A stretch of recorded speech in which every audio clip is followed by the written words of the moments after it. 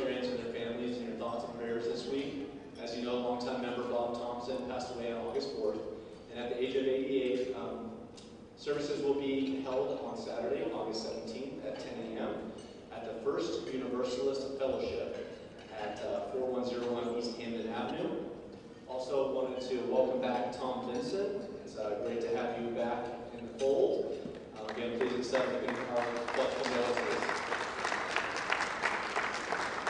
Also, Bill Hornby is doing much better, and his nurse has said he may get back to full health, so some more good news there. Some announcements. Don't forget to save the date for Artists of the World's first event on September 22nd from 5 to 8 p.m. for a full, fun-filled evening. All Rotarians from the Denver area will hopefully be attending. There will be food and drink and one fabulous door prize. More details to come later. Also, a quick announcement. We're still looking for a host family for our Rotary Youth Exchange student. Again, he's a 16-year-old Taiwanese young man, and there is a 3-month commitment to that, and it's just a great way to learn about other culture. Please see Scott White for that. We have quite a few guests today, and I think it's because of the great speaker we have. So first we have Dave Adams, who is a guest of Pam Adams. We also have, and then please hold applause till the end, we have quite a few. We have Jill Cowperthwaite, and she is also a guest of Pam Adams. We have Justin McNamara, and he's the guest of Melinda Quiet. We have Jim Schlotman, and he's the guest of Larry Gloss. We have Nancy Berg, who is the guest of Carl Berg, and they are celebrating their 54th anniversary today.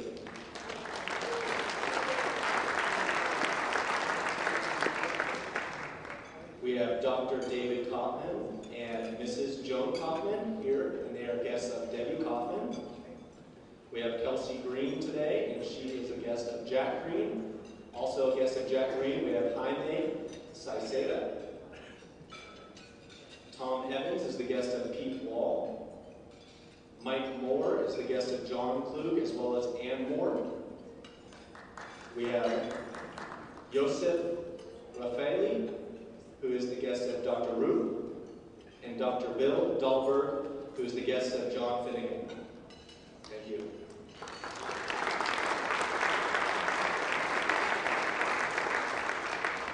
That was quite a lot of guests.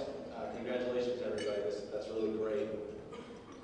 We have 2 birthitarians here today. We have Dick Metcalf and Ed Crabtree.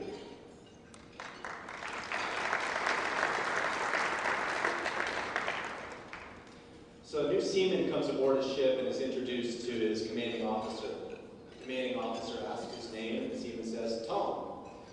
The CO replied, son, everyone on the ship goes by their last name. I don't need to get familiar with you, it weakens the chain of command.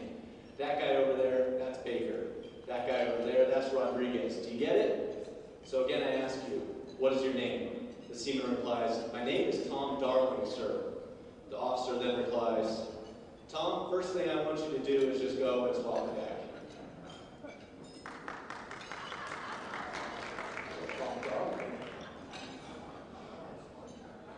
The future is something which everyone reaches at the rate of 60 minutes an hour, whatever he does, whoever he is.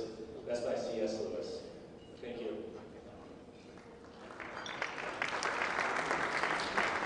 Thank you, Jordan. Next, I'd like to invite our own Sergeant at Arms, Will Schneider, to the podium to have our networking engagement moment.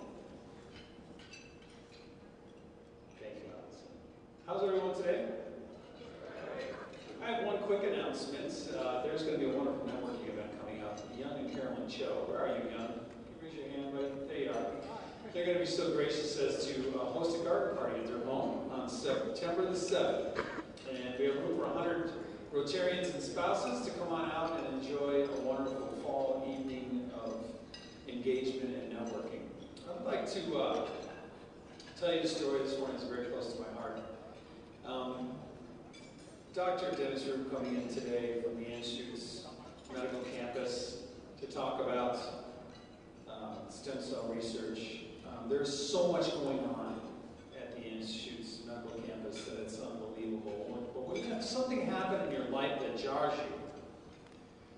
Earlier this year, my nephew was going through some mental health issues. He was away from home, and he was scared and alone.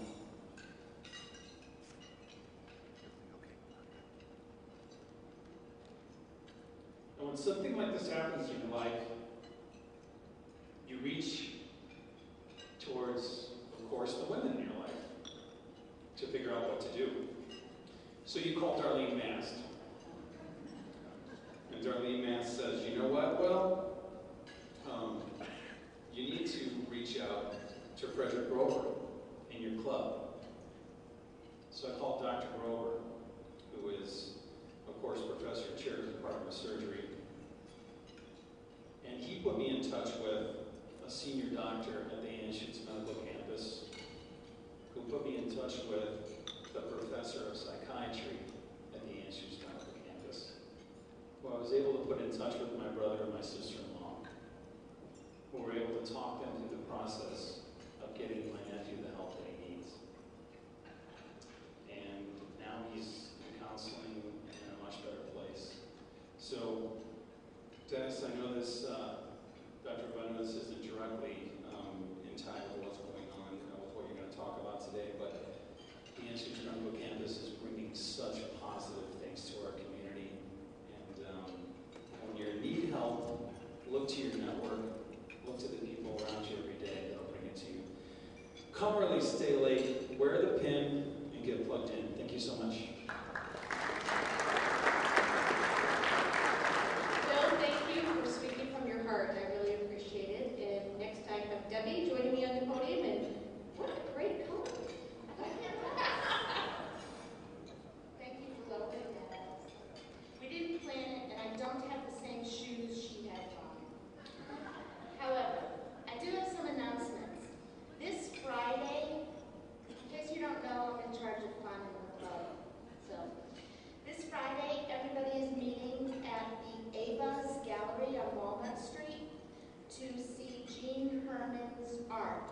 If you have never seen Jean Herman's art, it is a treat. She does things with fabric. She creates these magnificent, I'll just call them paintings. They're works of art with fabric that is like nothing you've ever seen.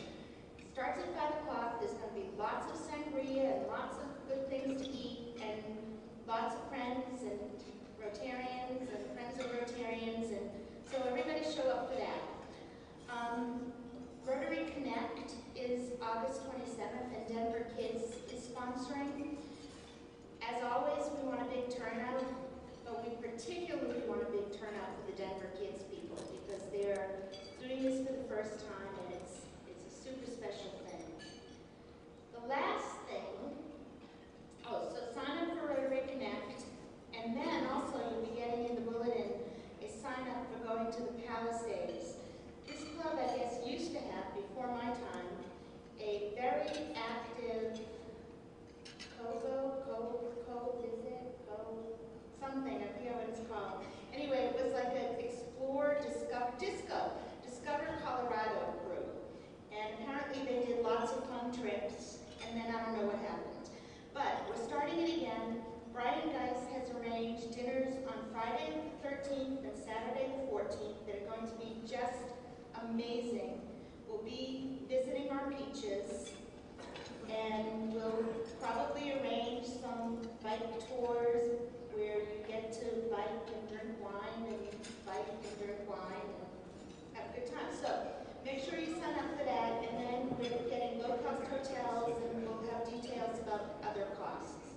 So just to recap, this Friday, show up at Ava's Gallery at 5. August 27th, show up at Rotary Connect, and September 13th, Palisades. Thank you. Thank you, Debbie. It looks like we have a lot of opportunities to have fun here at Rotary. Next, I'd like to invite Jim Goddard as well as Bob Lauterbach and Ed Crabtree to the stage. Jim, you can start out with an announcement about peaches. Thank you, President Allison. How many of you like a good American breakfast of pancakes? There we go. Well, you're welcome come with Palisade peaches on top of them. 3 weeks from now, August 31st, you can come and pick up your peaches and also have a pancake breakfast. It's supported by our DCS, our Denver Center for International Studies Interact Club. They are in the back peeling peaches just for you. They're fresh, they're warm, they're tasty, and they'll be supporting Don Schlup, our master pancake flipper. Where's Don? Don, I hope you're going to be there again. Good. Okay, please order your peaches now. And just know that all the dollars that come from sale of peaches and the pancake breakfast and any donations that you might make go towards all of our programs in the foundation and the International Foundation. So thank you very much. Order them now.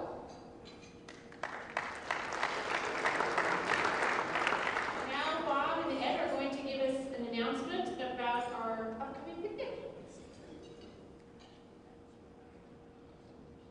I have a big announcement, but before I say anything, I want to thank you. This year, 1860, I want to thank you for electing me mayor of Denver City. Also, I have a telegram that I think you're going to be very interested in. To the citizens of Colorado Territory, thank you for electing me president. I'll work hard to be a good president. Signed, you know who? Abe Lincoln. He'll be a good one. Now, I know that you are concerned about law and order here in Cherry Creek Valley and Denver City. So here's the big announcement. Folks, we got a new sheriff. Here he is.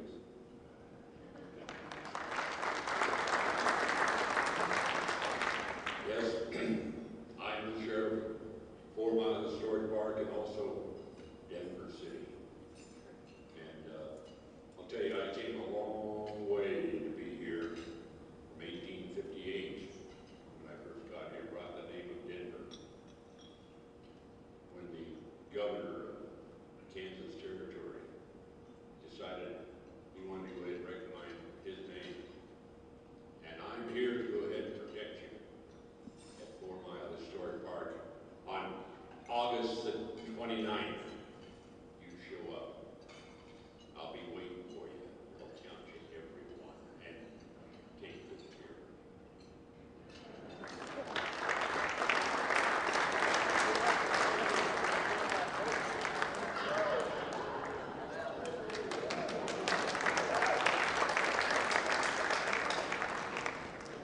Actually, Bob, you can just stay on stage because I'm going to ask you to introduce our program speaker today, Dr. Dennis Roop.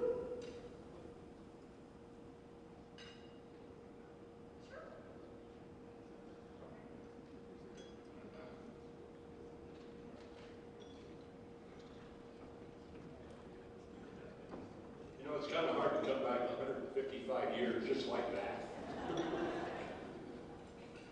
Especially when you've got an 1851 cold on your hip. I'm honored today to welcome back an old friend. Dr. Dennis Roop. Dr. Roop is professor of dermatology and holds the Charles C. Gates Chair of Regenerative Medicine and Stem Cell Biology, and is director of the Center for Regenerative Medicine and Stem Cell Biology at the University of Colorado, Anschutz Medical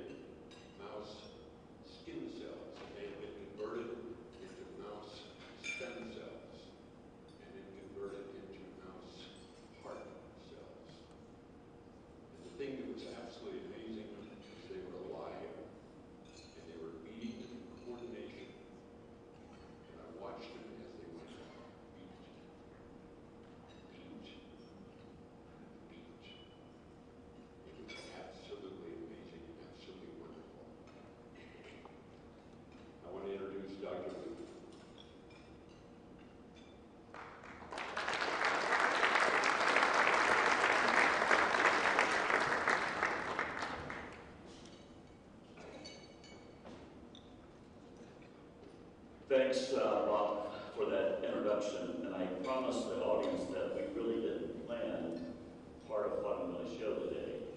It was a very appropriate introduction. And also, I think it's going to be hard for me to follow that sheriff act, but I'll give it my best shot.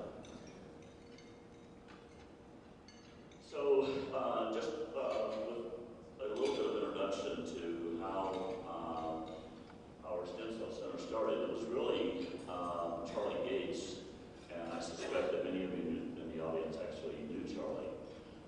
Who was the visionary that convinced his children, this is Diane Gates, Wallach and John Gates, to put up funds to help develop the stem cell center, and that's how we ended up having sufficient funds to move from Houston to Denver in 2007.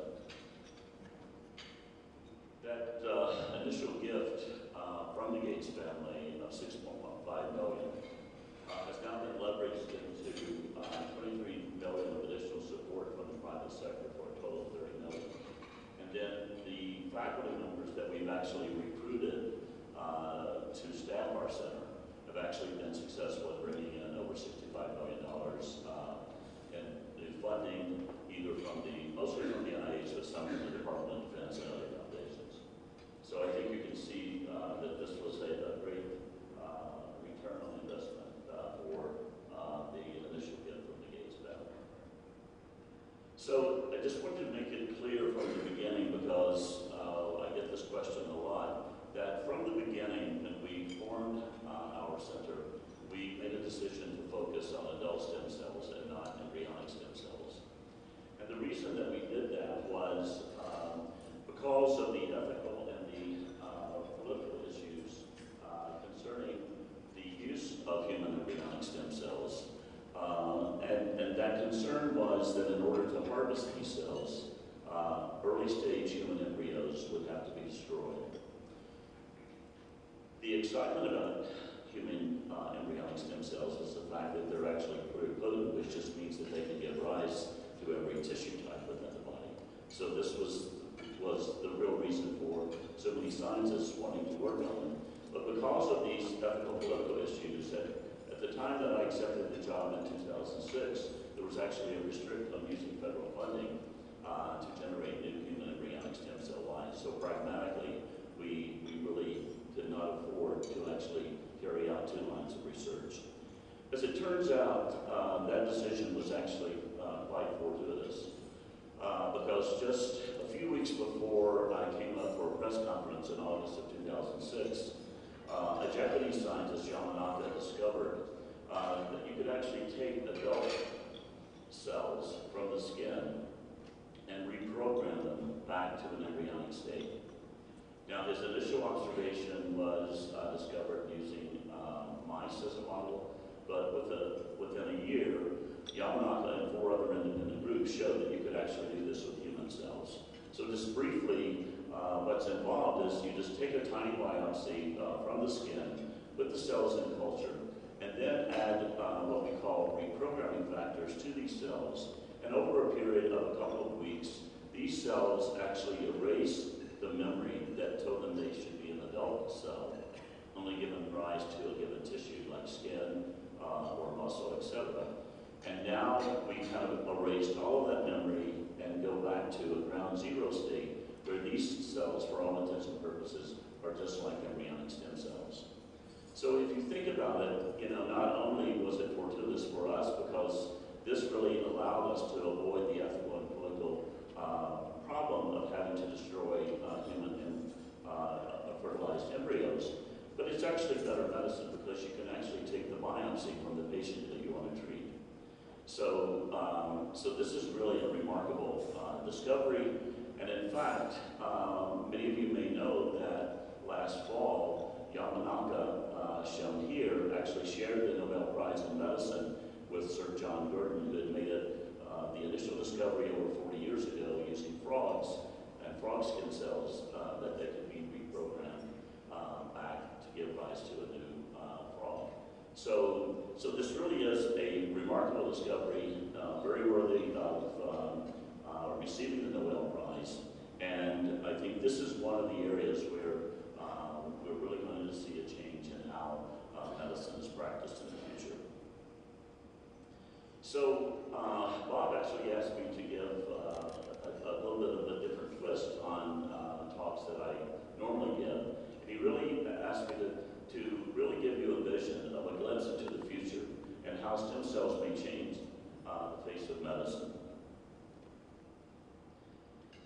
So, to start off, imagine a world where kids that are born with skin blistering diseases are not sentenced to a life of severe pain and disability, or even early death.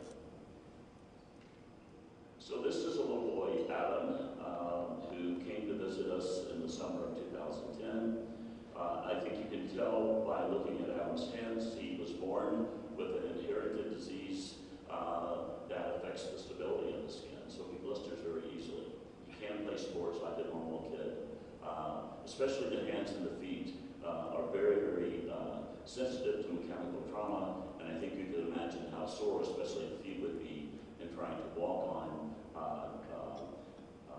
the skin that is so fragile in blisters. So just to show you how we're using this new technology, we, in collaboration with physicians over at Children's Hospital, we took a tiny biopsy from Adam's skin, we put his cells in culture, and we've now extended the initial observations of Yamanaka and developed ways to reprogram these cells in a non-genetic way. So in thinking about getting approval for a clinical trial, the FDA will require us to do it the safest way possible, and the way Yamanaka originally programmed with viral vectors would not be acceptable. So the advantage of making these iPS cells is that you can actually grow them in the laboratory and expand them indefinitely. You can also freeze them and store them for years and then thaw them. But since we have an unlimited supply of these cells, we can actually correct the genetic defect. So my laboratory about 20 years ago actually discovered the genetic basis of Adam's disease. So we know exactly where the single little typo, if you will, lies within his DNA. And we have new tools now that actually allow us to remove the damaged DNA and replace it with normal DNA. And so we've actually done that. We can expand these cells now and store some by freezing. But we've also developed a technology to differentiate these cells back into keratinocyte stem cells or skin stem cells. And our plan is to return them back to Adam as his own cells now that they've been corrected. So this is just an example of how many of us on the campus are using this new technology. So again, imagine a world where people with spinal cord damage from a catastrophic injury can regain the use of their arms and legs. So this is actually the work of Stephen Davies, who is in the Department of Neurosurgery and a member of the Gates Center. Stephen has developed a way to differentiate stem cells into a cell type called astrocytes. These are actually support cells that will allow new nerves to form once the spinal cord is actually severed. So just to show you how this works, this is an example of, these are just the paw prints of a rat walking across a screen that records the movement of the paws. And you can see that these are very coordinated. If you completely sever the spinal cord, now you see that the steps are very, very uncoordinated, unlike the normal rat here.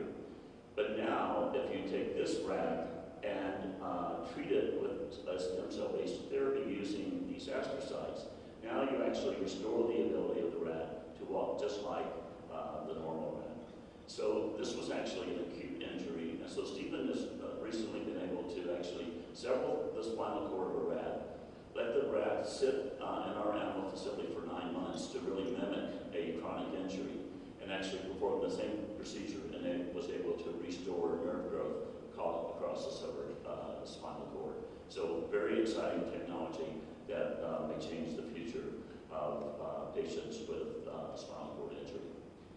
So imagine a world where bone and cartilage replacement surgery is a thing of the past. So last summer we were successful in recruiting an outstanding young scientist, Karen Payne, from the University of Pittsburgh. She's in the Department of Orthopedics. And Karen is developing ways to differentiate these, we call these reprogrammed cells induced pluripotent stem cells. And she has developed ways to differentiate them into bone and cartilage. So one of the problems in orthopedics is once the cartilage is injured, for example, and the knee shown here, many times it does not heal once it's damaged. And in fact, between 20 and 40% of the patients who have cartilage defects will actually progress to osteoarthritis. And as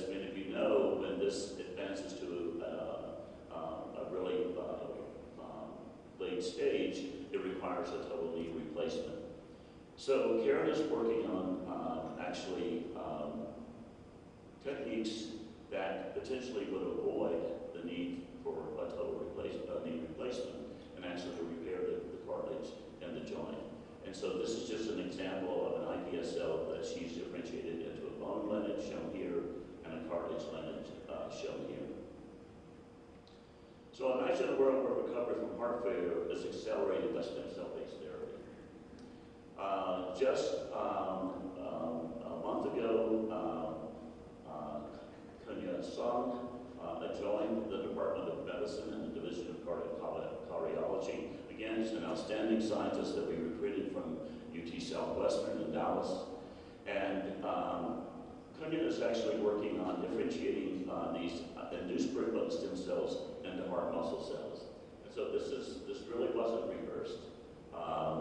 I just put this slide in last night, so if you could actually activate the movie. So these are the beating heart cells that Bob saw under the microscope. And so I thought you might like to see, if you look in the center, you can see that this mass of cells, so these are cardiac muscle cells, are actually beating in unison. So again, just to give you an idea of what the future holds. So imagine a world where a person who has lost their sight from traumatic damage can regain the ability to see. So this is actually work from a colleague we trained together when I was at the NIH, Michele DeLuca. He's now back in Italy. And Michele discovered about 15 years ago that there's a region between the cornea and the conjunctiva, that's the region here, that is the reservoir for corneal stem cells. So Michele has actually discovered that you can take a tiny biopsy from this region and actually grow and expand the cells in culture. So in cases where patients may have suffered a spill, like an alkali spill, and the corneal surface is actually completely opaque and will not regenerate, you can actually, especially if the patient only has an injury in one eye, you can biopsy the limbus here, put the cells in culture, he grows them on a fibrin matrices. So in this case, you actually remove the damaged corneal epithelium, and then you transfer these cells on. And so this is actually the same eye several months later after regenerating new corneal epithelium over the damaged eye. I get that reaction every time in the audience. It is an amazing example of using adult stem cells for regenerative medicine.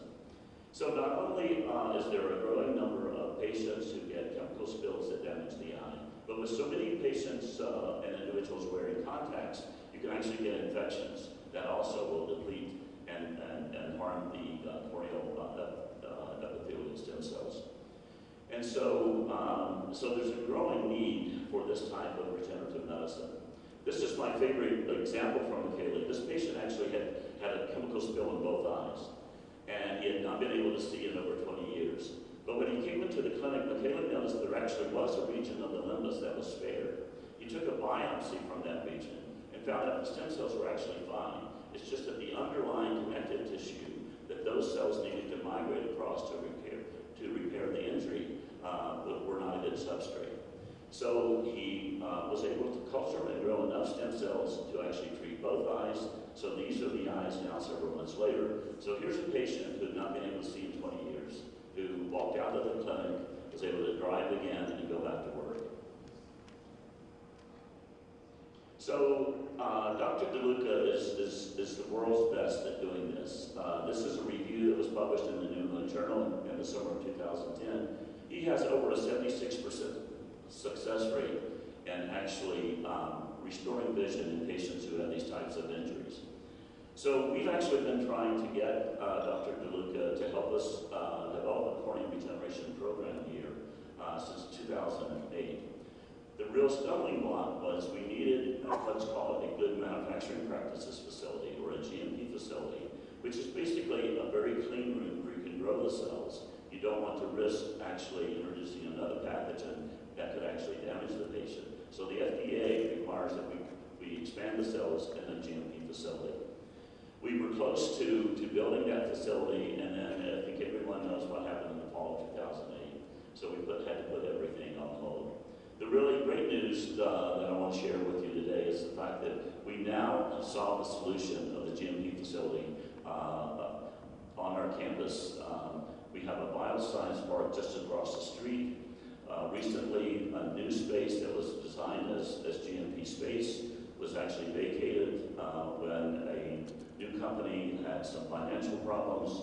The space was only 7 months old, and our major donor, the Gates family, has actually committed to a long-term lease to lease that space. And so we're currently working with engineers to redesign it for our own applications. So this is really a godsend. We really are going to save 2 years of having that space available. And so we've initiated discussions with Dr. DeLuca. In fact, Patrick Gaines and I, who's the executive director for the Stem Cell Center, actually have been having email exchanges over the last 2 days.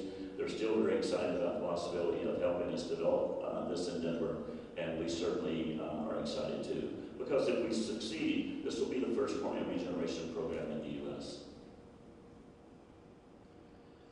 So imagine a world where the diagnosis of stage 4 cancer no longer means little or no hope of a cure. So in 2008, we actually were very successful in making 2 key recruits. One was Dr. Xiaojing Wang from the University of Oregon, and the other was Dr. Antonio Jamino from Johns Hopkins. Antonio is a very talented young medical oncologist. Joseph Raffelli, who you'll hear about more later, at that point was actually over at National Jewish, and we later recruited him full-time into our stem cell center. But we started working as a group on the idea that the recurrence of cancers may actually be due to the fact that the cancers themselves actually have a stem cell population. And so that's shown schematically here. I think many of you probably know family or friends who have actually had cancer and have been treated with traditional therapies. And they've done fine. So sometimes traditional therapies like radiation and chemotherapy work.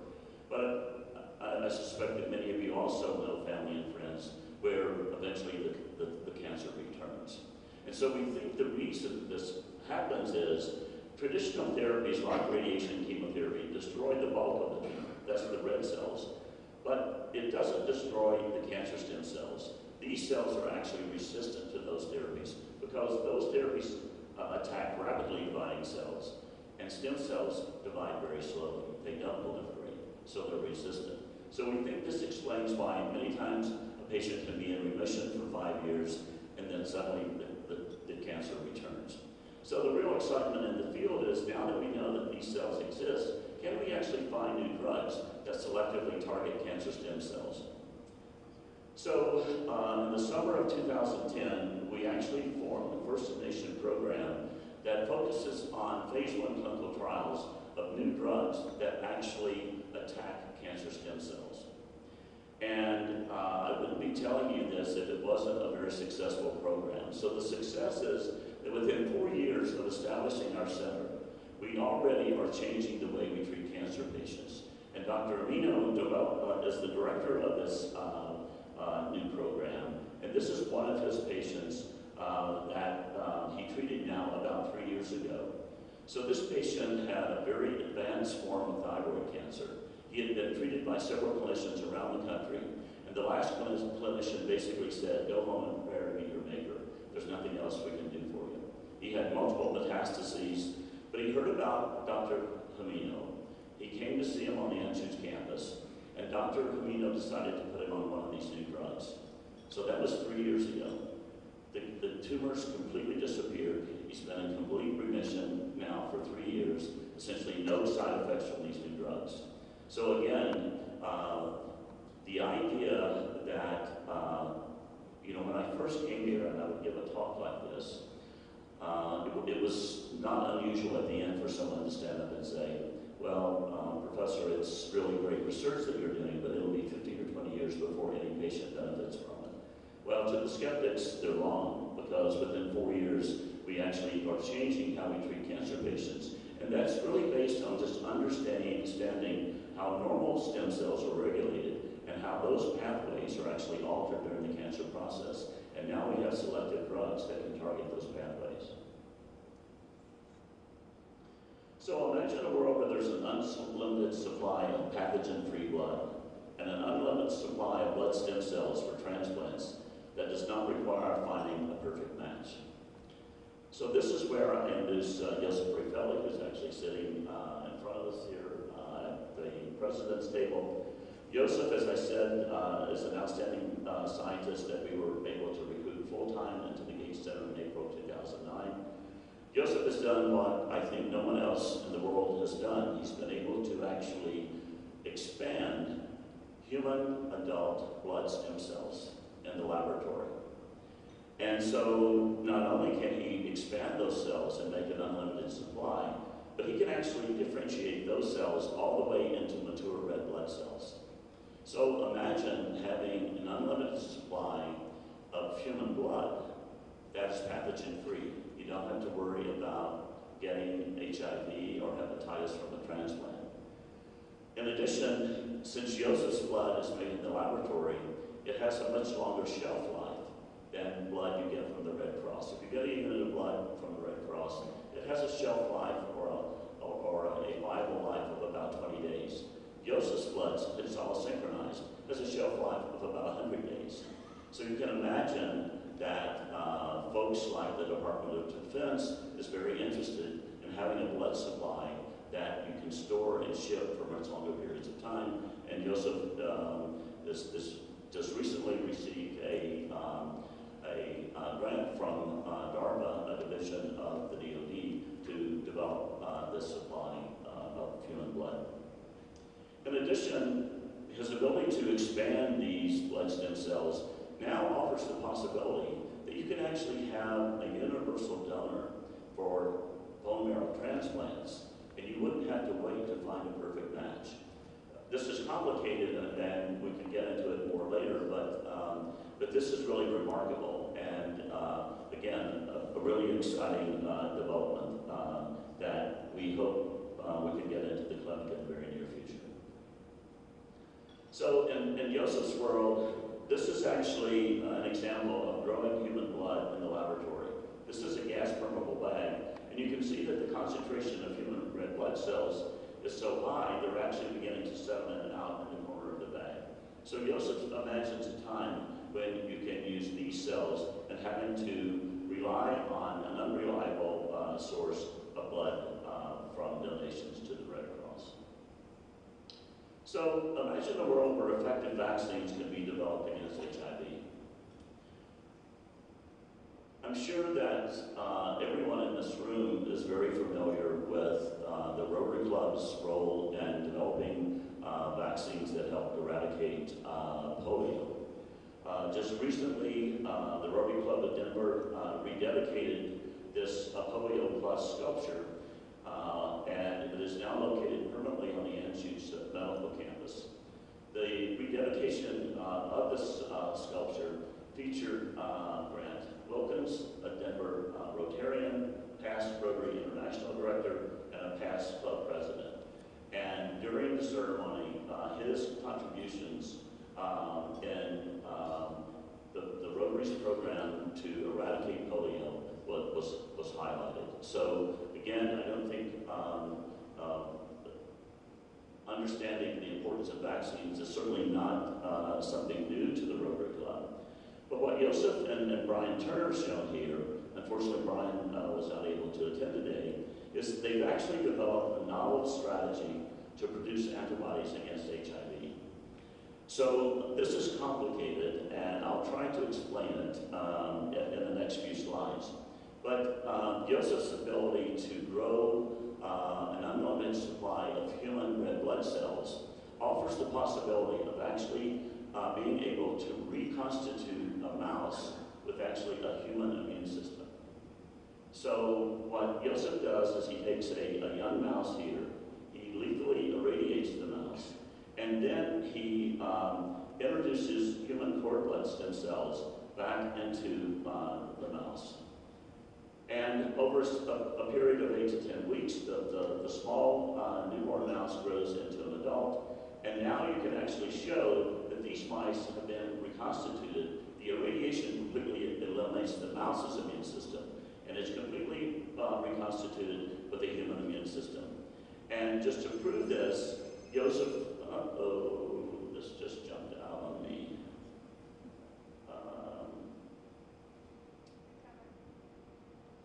Can you get me back? I'm not sure what I did, but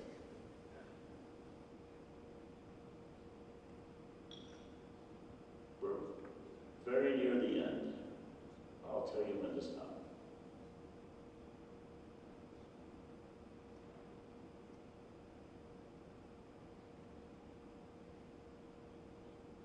Okay, so to prove this, they actually injected human cells into the mouse now that has a human immune system. And without getting into detail, they could actually show that there now are human antibodies directed against these human cells and this human antigen. So basically what they've now done is they've actually used this technology in this humanized mouse to actually prove that they have a way now to develop antibodies against HIV. Part of the problem with HIV is that it's very tricky. It actually expresses a lot of proteins on its surface that look like humans. It looks like self. So our immune system recognizes it as self, and we won't make antibodies to kill it. So, and the other problem is this virus actually mutates frequently. So there are many different subtypes. And so what Joseph is showing here, he's using his technology. He can actually now get antibodies, that's what these lines show, to many different subtypes of HIV, which no one else has ever been able to do. So this is really a fascinating story. I'm not doing it justice, but if you're interested, I would encourage you to invite Joseph and Brian back sometime. Let him go into more detail and exactly how they developed this technology. So I'd just like to end by making a few statements that when Don Elman was actually working with us as the executive director before he became chancellor of the university, Don coined a term that he called, said that the Gates Center does science with a finish line, which basically means we're trying to get our basic research into the clinic as fast as possible. And to do that, we've actually formed teams of scientists and clinicians so we can rapidly accelerate the translation of discoveries into the clinic. So I thank you for your attention. If there's time, I'd be glad to take any questions.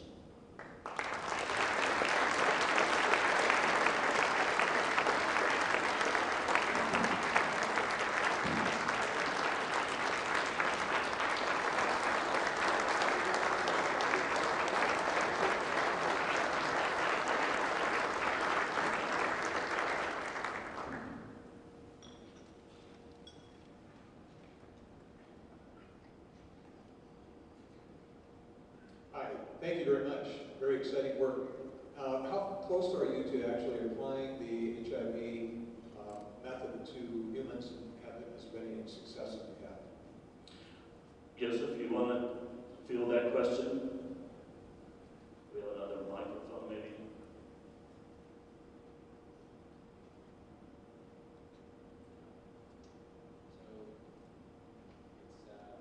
You'll have to speak up. Okay, the microphone is not working. I'm general stop smoking, so I apologize. But it's at a stage where we can start further clinical trials in humans. Drive the point home, so there's several alternatives with the vaccine attribute. One of them actually is therapeutic vaccine for cancer, skin cancer, called melanoma. So the first step to get into the clinic is actually going somewhere other than mouse model. And we just started a phase 1 clinical trial in dogs in 4 pounds. So that was already one step closer to the clinic. It's baby steps, right? But you gotta do diligence before you actually put it into people. Because the last thing you want to do is harm the clients. One of the other ideas we have is pertinent specifically to Rotarians is a way to use the inactive polio vaccine as a single shot. So you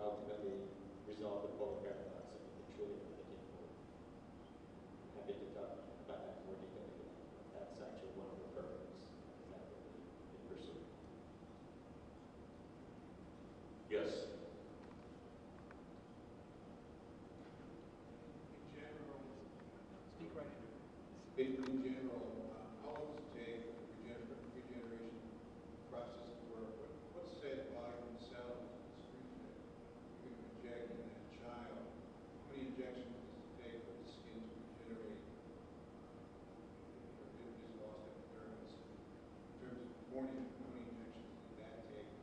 How many days does it take before you're going to have? Okay, so the question was, how many cells do you need, and do you need to have multiple injections? So let me just emphasize, for both the cornea and the skin, we're really not injecting stem cells.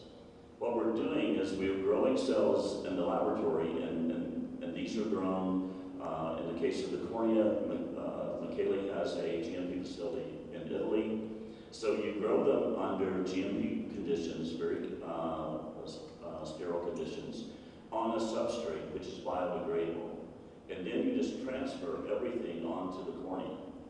And then the stem cells that are in the on the substrate will actually home back into the limbus and then start giving rise to progeny that migrate out.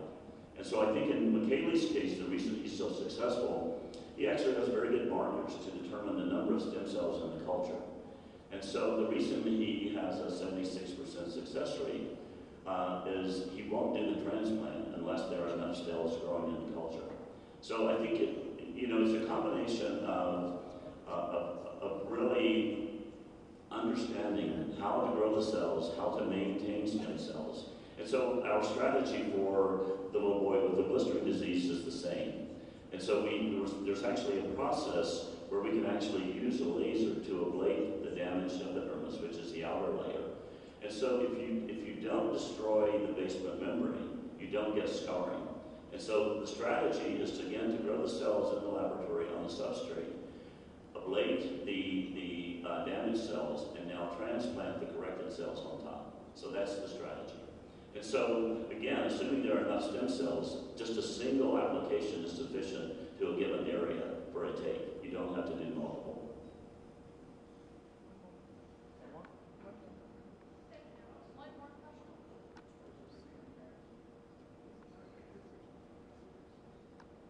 Can you,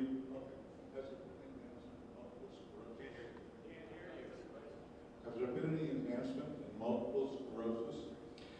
I mean, there's, to my knowledge, if there has been an application of stem cells, it's basically using a population called mesenchymal stem cells, which we think basically interferes with the underlying inflammation and part of the destruction process. So I don't think clinicians have advanced it to the stage of actually using a stem cell population that will regenerate the injured tissue. So it's really lagging behind. But I'll just say, the IPS technology over this induced pluripotent stem cell reprogramming I'll talk to you about. Currently, there are no trials approved in the U.S. But just like 2 weeks ago, the Japanese announced that they've actually approved, Yamanaka has submitted preclinical data showing the safety of these cells. And in this case, it's retinal pigment epithelial cells that he's differentiated from those cells to begin clinical trials that were just approved 2 weeks ago for macular degeneration. So I think, if they're successful and there are no safety issues, I think that will really open up the gates to allow those types of therapies to be approved much more rapidly here in the States.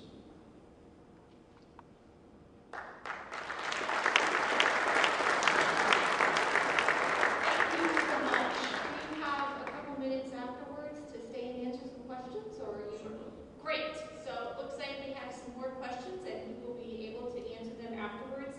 Thank you so much for your presentation. We are going to be making a donation in your name to Polio Plus. And of course, I'd like to present you with one of our Rotary baseballs. So thank you very much. Thank you.